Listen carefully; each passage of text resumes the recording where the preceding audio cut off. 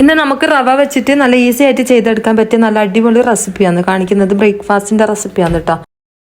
ഇപ്പോൾ രാവിലത്തെ ചായക്കും അതുപോലെ തന്നെ വൈകുന്നേരത്തെ ചായക്കൊക്കെ ചെയ്തെടുക്കാൻ പറ്റിയ നല്ല അടിപൊളി റെസിപ്പിയാണ്. ചെയ്ത് നോക്ക്, എന്തായാലും ഇഷ്ടമാവും. അപ്പോൾ അതിന് വേണ്ടിയിട്ട് ഞാനിവിടെ ഒരു കഷ്ണം ഇഞ്ചി എടുത്തിട്ടുണ്ട്. അതുപോലെ തന്നെ എരിവിന് ആവശ്യമായിട്ടുള്ള പച്ചമുളക് എടുത്തിട്ടുണ്ട്. പിന്നെ നമുക്ക് വേണ്ടിയത് ഒരു തക്കാളിയാണ് കേട്ടോ. ഇതേപോലെ ഒന്ന് ഞാൻ കട്ടാക്കി ഇട്ട് കൊടുക്കുന്നുണ്ട്.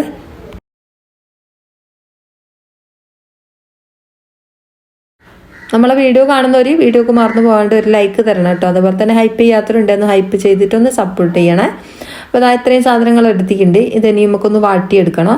പിന്നെ നമ്മൾ പച്ചമുളകൊന്ന് കട്ട് ചെയ്തിട്ട് ഇട്ട് കൊടുക്കണം കേട്ടോ വാട്ടുന്ന സമയത്ത്, അല്ലെങ്കിൽ മേലേക്ക് പൊട്ടി തെറിക്കും കേട്ടോ.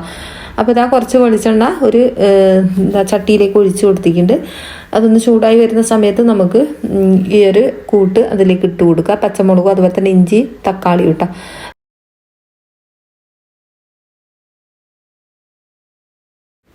അപ്പോൾ തക്കാളി ഇട്ട് കൊടുക്കുന്ന സമയത്ത് വെള്ളം തെറിക്കും കേട്ടോ. അതുകൊണ്ട് ഞാൻ ഇതേപോലെ ഒരു മൂടി വെച്ച് കൊടുത്തിട്ട് ഇതേപോലെ ഒന്ന് ഇളക്കി കൊടുക്കുകയാണ് ചെയ്യുന്നത്. ഇപ്പോൾ തക്കാളി ഒന്ന് നല്ലോണം ഒന്ന് വാടി വന്നു കഴിഞ്ഞാൽ നമുക്കിതിലേക്ക് ഒരു പാത്രത്തിലേക്ക് മാറ്റി കൊടുക്കുക, ഒരു പ്ലേറ്റിലേക്ക് മാറ്റി കൊടുക്കുക. അതൊന്ന് ചൂടാറാൻ വേണ്ടി വെക്കട്ടോ.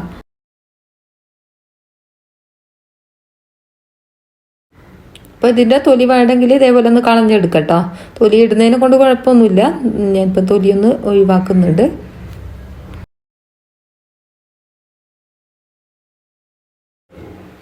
ഇനിയിപ്പോൾ ഇതാ കുറച്ച് ഉരുളക്കിഴങ്ങ് ഞാനിവിടെ ഇതേപോലെ ഒന്ന് പുഴുങ്ങി എടുത്ത് വെച്ചിട്ടുണ്ട്. അതൊരു സൈഡിലേക്ക് മാറ്റി വെക്കാം.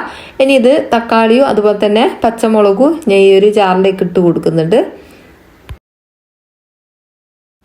ഇനി ഞാൻ ഇതിലേക്ക് പാകത്തിനുള്ള ഉപ്പ് കൂടി ചേർത്ത് കൊടുത്തിട്ടുണ്ട്.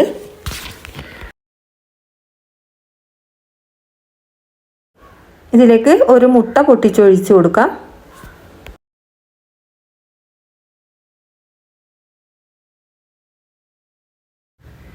ഇനി നമുക്ക് ഇതിലേക്ക് റവ ചേർത്ത് കൊടുക്കാം. ഞാനിപ്പോൾ ഒരു കപ്പ് റവ ആണ് എടുത്തത്.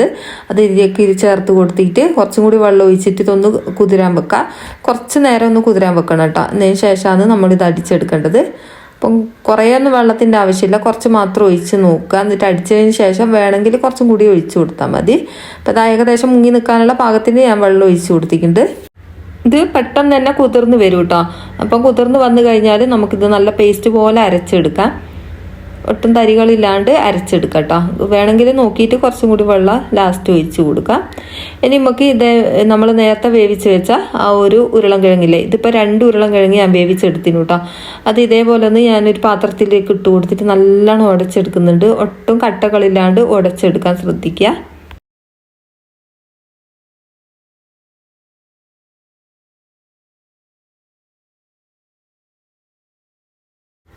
നമ്മൾ തയ്യാറാക്കി വെച്ച ആ ഒരു മാവില്ലേ, അത് ഇതിലേക്ക് ഒഴിച്ചു കൊടുക്കാം. ഇതൊന്ന് നല്ലോണം ഒന്ന് ഇളക്കി മിക്സ് ആക്കി കൊടുക്കാം. ഇത് നല്ലോണം ഒന്ന് മിക്സ് ആക്കി കൊടുക്കുക കേട്ടോ. പാകത്തിന് ഉപ്പൊക്കെ ഉണ്ടോ എന്ന് നോക്കുക. നല്ലോണം ഒന്ന് മിക്സ് ആക്കി കൊടുക്കുക. ഒട്ടും കട്ടകളില്ലാണ്ട് ഇതേപോലെ ഒന്ന് ഇളക്കി കൊടുക്കുക കേട്ടോ. അധികം കട്ട ഉണ്ടായാൽ നമുക്കിത് കറക്റ്റായിട്ട് കിട്ടുകയില്ല. അപ്പോൾ ഇതാ പിന്നെ നമ്മളെ ഉരുളക്കിഴങ്ങ് നല്ലോണം ഉടച്ചെന്ന് ഉറപ്പ് വരുത്തുക. നല്ലോണം മിക്സ് ആക്കി കൊടുക്കുക. ഇനി നമുക്ക് ഇതിലേക്ക് കറിവേപ്പില കൂടി ചേർത്ത് കൊടുക്കാം.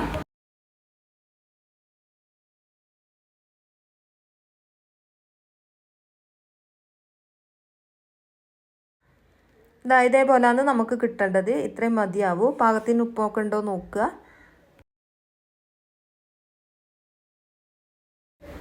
ഒരു കല്ല് ഞാൻ ചൂടാകാൻ വെച്ചിട്ടുണ്ട്. അതിലേക്ക് നമുക്ക് ഓരോ തവി ഇതേപോലെ ഒഴിച്ചിട്ട് ഇതേപോലെ ഒന്ന് ചുറ്റിച്ചു കൊടുക്കുക. അധികം വലുതാക്കി ചുറ്റിക്കണമെന്നില്ല കേട്ടോ, പൊട്ടിപ്പോവും. അപ്പോൾ അതാ പതുക്കെ ഒന്ന് ഇതേപോലെ ഒന്ന് ആക്കി കൊടുത്താൽ മതിയാവും. എന്നിട്ട് ചുട്ടെടുക്കുക. അപ്പോൾ ഇത് മുകൾ ഭാഗം ഒന്ന് ആറിയതിന് ശേഷം നമുക്കിതിൻ്റെ മേളിലായിട്ട് കുറച്ച് വെളിച്ചെണ്ണ ആക്കി കൊടുക്കാം. ഇപ്പോൾ ഒരു സൈഡായി കഴിഞ്ഞാൽ നമുക്കിത് മറിച്ചിട്ട് കൊടുക്കാം. ഇതേപോലെ ഒന്ന് തിരിച്ചിട്ട് കൊടുത്താൽ മതി. എന്നിട്ട് ആ ഒരു സൈഡും കൂടി ഒന്ന് വേവിച്ചെടുക്കാം. പെട്ടെന്ന് തന്നെ വെന്ത് കിട്ടും കേട്ടോ. നമ്മൾ ദോശയൊക്കെ ചൂടുന്നില്ലേ, ആ ഒരു വേവ് തന്നെയാണെന്നുള്ളൂ.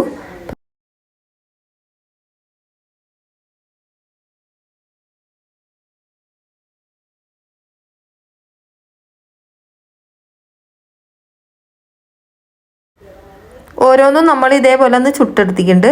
നല്ല ടേസ്റ്റാണ് കേട്ടോ കഴിക്കാൻ വേണ്ടിയിട്ട്. ചെയ്യാത്തവരുണ്ടെങ്കിൽ ചെയ്ത് നോക്കുക, എന്തായാലും ഇഷ്ടമാവും. ഇതിന് കറിൻ്റെ ഒന്നും ആവശ്യമില്ല കേട്ടോ. ഇതേപോലെ തന്നെ വെറുതെ കഴിക്കാൻ നല്ല ടേസ്റ്റാണേ.